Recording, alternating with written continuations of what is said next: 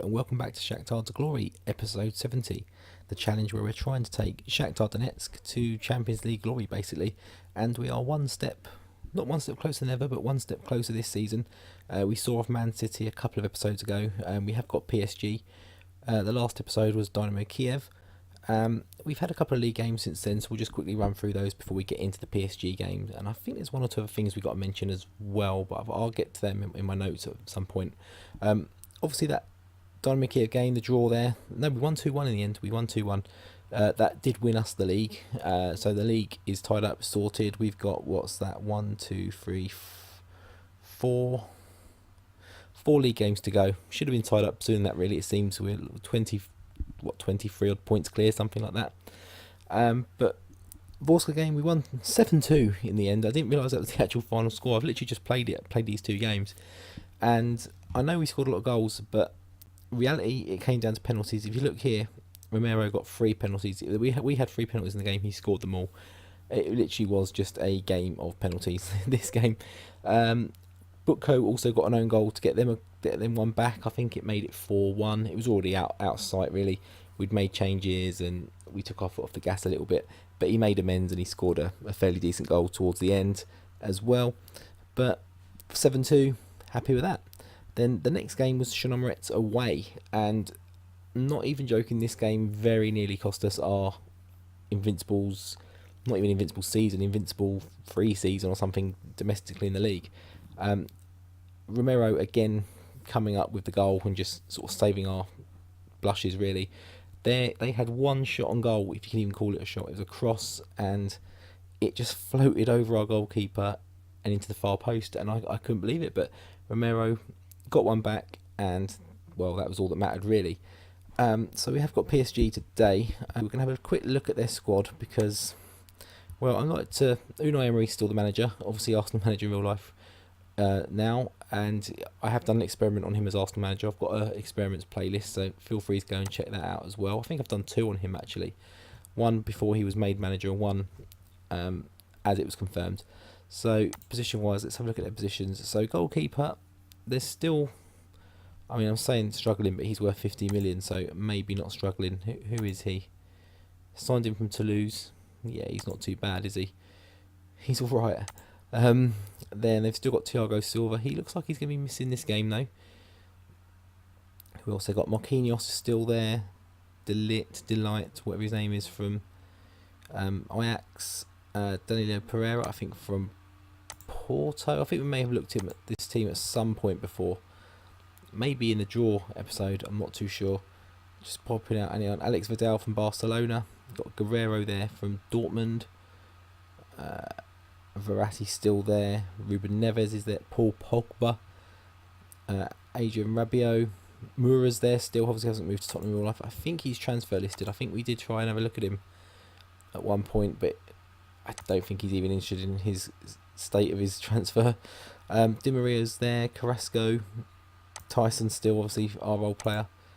Don't think he's having much of an impact. I think he's transfer listed as well, isn't he? I think we tried to bring him back, but he wanted too much money, didn't he? He's just going to rot in the reserves. Guedes is still there. Neymar's still there, of course. Hesse. They've got Gabriel Barbosa. Bit of a beast on, was it 2016, I think. Doing okay for them this year. £36 million.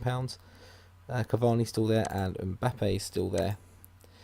So I've mentioned it a few times. We did put a bit of the hoodoo against PSG behind us, but it's a very different team looking now. I mean, how many of those players are new? Let's have a look at it. I'm pretty sure a few of those are fairly recent. So Pogba's recent, 93. Barbosa. I thought I said Sergio Aguero then. Obviously it's not. Oh, they got that Amrani, the guy I was trying to get from Liège. He's doing okay since he's come in. He's a young Belgian lad. He's going to be good. 21 million, he just didn't want to come. And then when we could get him to come, they come in for him and snatched him away from us. They've sold a few players as well. Quincy Promise to Man United is probably the most notable there. Draxler to Arsenal, perhaps.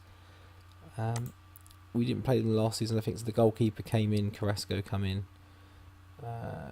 Quincy Promise has come in and since gone, and Herrera's left. Guedes went on loan. yeah, so what we'll do, we'll jump into the match now and we'll come back for the lineups. So here are the lineups. We're going very similar shape. They are, I noted, in inconsistent form on the pre-match report, but I mean, looking at that squad, it doesn't really matter too much. I mean, what's it, poor form for them? Probably a draw. So they got Cavani, Neymar, and Mbappe as their spearhead of their front three, basically. Not to be taken lightly. Pogba, Verratti, and Pereira in the midfield three. They got Guerrero, Marquinhos, Delight, I'm not going to pronounce it, and Pereira at the back, and obviously Lafont in goal. They've got Areola on the bench, Mr. Nipple, Kimpembe, and Rani's there. Just don't bring him on a score, please. We've got Gabriel Barbosa, Carrasco, Jorge, don't know who he is, and Di Maria. We've gone with Shevchenko in goal, Leo at the back, and Lukačević on the other full-back spot. We've got Tello and Kvitsov in there, and we've got Malashev, Hurtado, and Fred.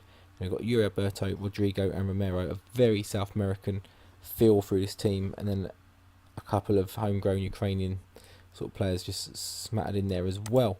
So we will tell them to get in for it for the fans. Only Romero seems to, possibly Kvitsov as well, seems to be bothered about doing it for the fans. But we'll kick off there, and we are shooting left to right on orange as they are in their traditional blue as well.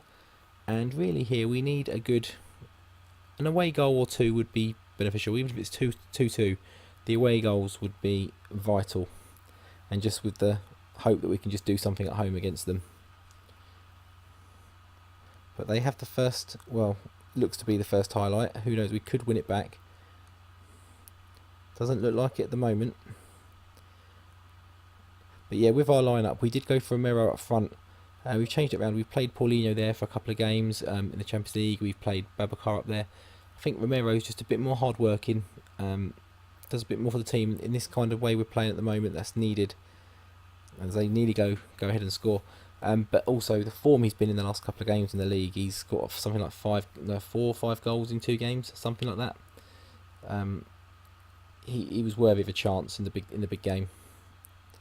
Has kind of generally dropped down the pecking order, Romero, but still a fantastic player for us, and he won't be getting sold because he is also a homegrown player. So as long as no stupid bids come in for him, he'll remain a Shakhtar player next season. But Mbappe's free down the right, and they shoot just over. Cavani heads over, so they have a goal kick. Kvitsov beats Pogba to the air, to the header. They get a lot of space down our left hand side, so it might need to be something we need to address at half time, and that's a silly pass. What are we doing? Pogba's free, frees Neymar, who scores. What was that pass? Suicidal pass. Skvitsov just sells Lukačević so short, and then Lukačević, to be fair, doesn't then run back either, and Neymar just has the easiest finish he'll ever have, probably, unless he gets an easier one later. No one's playing well. Tello is the only one that's sort of coming out with any sort of credit, I think. And we are going to tear into them at half time. Everyone bar Fred reacted to that. He's another one whose time at the club may be up. We've got a few young ones coming through who can do the job probably as good as him. He's always tired after about 70 minutes in a game. And he's wanted by a few clubs every now and then. Oh, and I thought we'd scored. Napoli have been after him for a while. I think Real Madrid have been around him as well. If we can get a decent amount of money for him, I think he can go. Doesn't provide enough in goals, as he takes a shot and possibly could have scored, but it was tame. It was a tame effort. Obviously in real life, just signed for Man United, Fred. So it'd be interesting to see how he does. Right, what can we do? We didn't do that change at half time. We started talking too much about other things. No one is playing well at all. Now, do we just change system? I think we just change system for now. Just trying to keep the ball a little bit better, as we have a free kick straight away. It's bouncing around, but we don't get the ball. And they are just flying forward. We need to get this. Don't let him cross. We don't. Rodrigo's there. Then what can he do? Can he get Romero in? He's quick, but he's not that quick. Oh, I thought we could snatch that then. It's Mbappe. He's no slouch either, as Cavani shoots at the near post. We're 2-0 down. If We can get an away goal. I don't see 2-1 as being a bad result, but I mean, we just don't look like it at the moment. And of course, Amrani, the wonder kid, is coming on for Mbappe. There's not really too much I can change personnel-wise, I don't think. I mean, I've only got 3 subs. I need to make about 6 or 7 at least. No one's coming out particularly well with this game. Lukacevic, Malashev, Hurtado, Yuri Alberto. We get the away goal. There we go. So Yuri Alberto pops up with one. I think, despite all his efforts recently, I think it's going to come off. Lincoln's going to come in there. And is anyone struggling at the moment? He is a little bit. Leo is a little bit, and he's not playing well either. So we'll do 3 subs. I did ideally want to change all 3 strikers or something in the middle, but I did want to bring Barco on just because he can pull something out of nothing. But if we can snatch the ball here, and we've left the man, Amrani, he's going back. Can we pin them back? Not quite. They play their way out well even.